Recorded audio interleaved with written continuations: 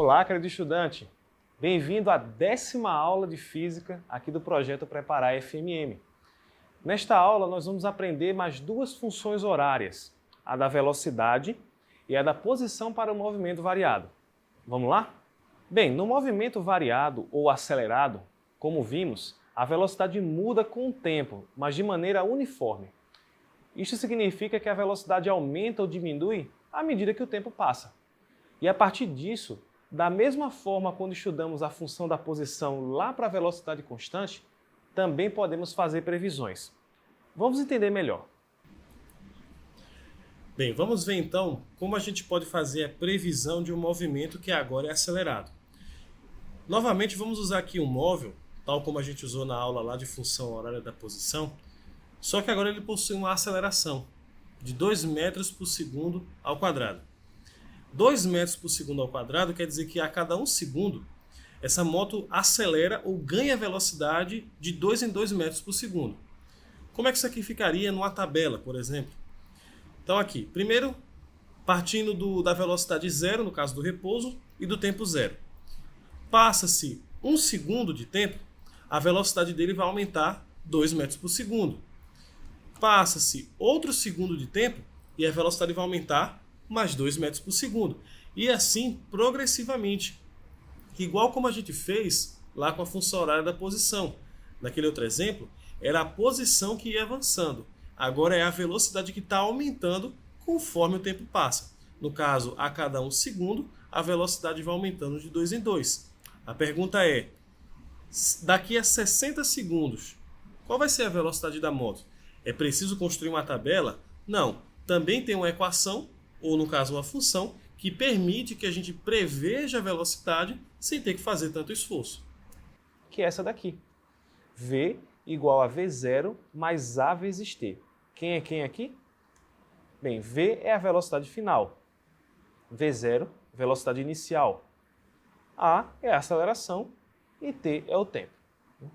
Vamos ver um exemplo de aplicação dessa fórmula? Qual é a velocidade de um móvel, em metros por segundo, partindo do repouso com aceleração constante de A igual a 4 metros por segundo ao quadrado após 2 minutos de movimento? Vamos ver aqui como é que fica, né? Temos muitos dados, mas separando um por um vai ficar fácil. Então, já que ele quer saber a velocidade em função do tempo, a gente vai usar a função horária da velocidade. Está aqui ela escrita, vamos trocar quem a gente sabe. Ele pergunta a velocidade final. A velocidade inicial é zero por quê? Porque no enunciado falou que ele partiu do repouso, ou seja, ele estava parado e começou a andar. Nesse caso, quando você vê esta expressão, você já vai lembrar. Partiu do repouso quer dizer então que a velocidade inicial é zero. A aceleração vale 4 metros por segundo e o tempo, cuidado, né? Minuto não é a unidade usual. A gente precisa converter para segundo. 2 minutos, 120 segundos. Então, fazendo aqui a conta, a velocidade final após esse tempo, sob esta aceleração, é de 480 metros por segundo. Vamos ver mais um exemplo. Quanto tempo é necessário para um móvel que se desloca a 30 metros por segundo parar totalmente? Essa expressão é importante. Sobre uma desaceleração de menos 2 metros por segundo ao quadrado. Agora é a situação oposta. Na questão anterior, o móvel estava ganhando velocidade. Agora ele está perdendo velocidade. De novo, a gente vai usar a função horária da velocidade aqui. V igual a V0 mais A vezes T. Só que a gente vai tomar um cuidado. Quem é a velocidade final? Bem, se ele vai parar totalmente, então a velocidade final é zero. E a inicial é a velocidade com que ele vinha antes de começar a desacelerar, no caso 30. A desaceleração menos 2 metros por segundo ao quadrado, e aí eu quero agora calcular o T. Fazendo aqui a conta, eu posso pegar o menos 2 metros por segundo vezes T e jogar para o outro lado, e aí vai ficar 2,5 vezes T igual a 30. Dividimos por 2,5 os dois lados, e aí a gente vai ter que o tempo para que esse móvel pare totalmente é de 12 segundos. Bem, nas aulas passadas, nós já aprendemos a prever a posição de um móvel em função do tempo, usando a função horária da posição. Mas será que é possível prever a posição de um móvel quando ele está acelerado, usando a mesma função? Bem, a resposta é não, porque aquela função da posição que estudamos, ela só serve para movimentos uniformes ou constantes. Para movimentos variados ou acelerados, a gente precisa dar um upgrade nessa função e torná-la melhor. Vamos ver como fazer isso. Vamos ver então como prever agora a posição quando o movimento é acelerado. Novamente voltando ao exemplo. Temos aqui um móvel, no caso a moto, acelerando a 2 metros por segundo ao quadrado. Acabamos de ver que isso quer dizer que a cada 1 segundo a velocidade aumenta de 2 em 2. Só que agora vamos acrescentar aqui no nosso exemplo a posição. Então, partindo do início, dizemos que ele tem 0 metros por segundo, está em repouso, tempo 0, posição 0. Passa-se 1 segundo de tempo, a velocidade aumenta de mais 2, no caso fica 2 metros por segundo. Mas você percebe que a posição aumentou 4. Passando mais outro segundo de tempo, a velocidade aumentou mais 2, foi para 4, mas a posição agora foi para 9. Você percebeu que existe um padrão na velocidade, 2 em 2. Mas perceba que na posição o padrão ele já não é tão linear assim. Aí, perguntando, daqui a 60 segundos, ele vai ter 120 metros por segundo de velocidade. Mas qual vai ser a posição dele? Tem alguma equação que me permite calcular isso? Tem sim.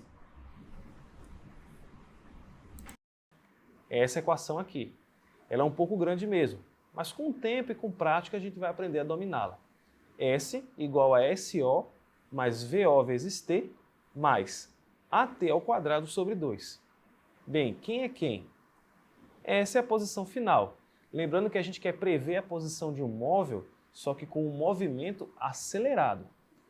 S0, posição inicial, isso aqui a gente já conhece. V0 também a gente já conhece, que é a velocidade inicial. E a aceleração.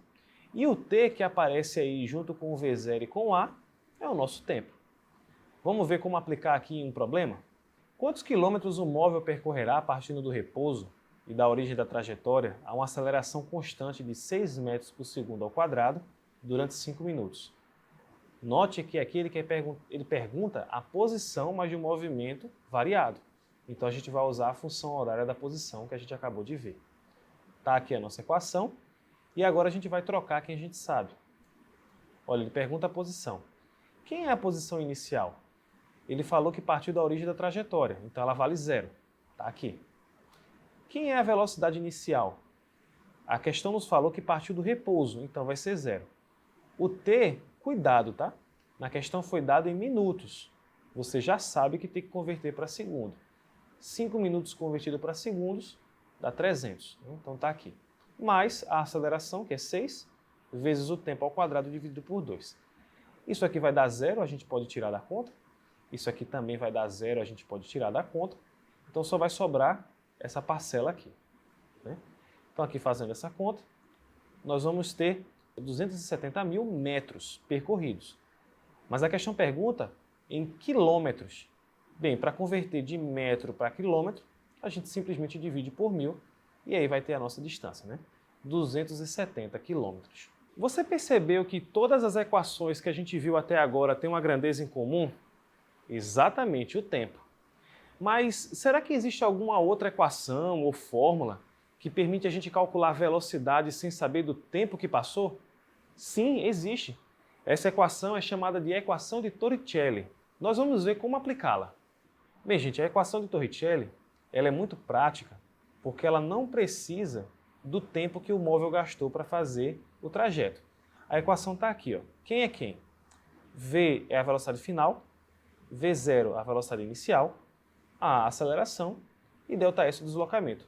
Tudo que a gente já viu, nada de novo. Vamos ver um exemplo de aplicação? Partindo do repouso, quantos metros um móvel percorrerá a uma aceleração constante de 12 metros por segundo ao quadrado após atingir uma velocidade de 50 metros por segundo? Você viu aqui que ele não te deu o tempo?